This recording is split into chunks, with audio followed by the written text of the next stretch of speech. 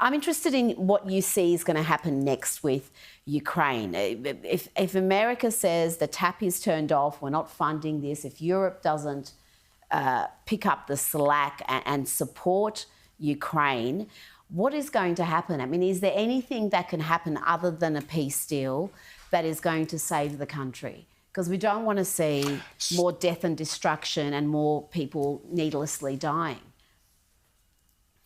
Well, regrettably, that is going to continue to happen, and most of it now is happening by the Russians. I find it quite remarkable that we can be talking about a peace deal when the Russians are still raining missiles down on Ukrainian cities. But yes, I agree, it's not sustainable short-term or long-term. I think we'll see two things happen. I think we will see Europe step up to provide more military support for Ukraine.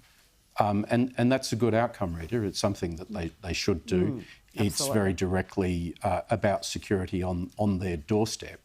And they need to understand that they can no longer ride on the security coattails of the United States. But the second thing I think we'll see happen is that Zelenskyy will come back to the deal over rare earth resources that Donald Trump was wanting to see signed after that lunch after the Oval Office debacle, which didn't get signed. It may not have been explained terribly well, but I think it is a good deal for Zelenskyy because what it does is it buys an American commercial interest and an American economic presence in Ukraine.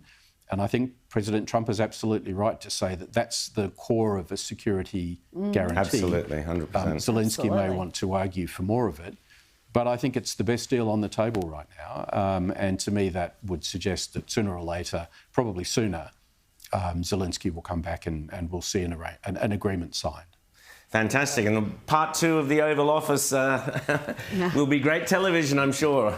Might not be as good as part 1. Yes. That's right. Thanks so much, Peter. Always great to have you here on Outsiders.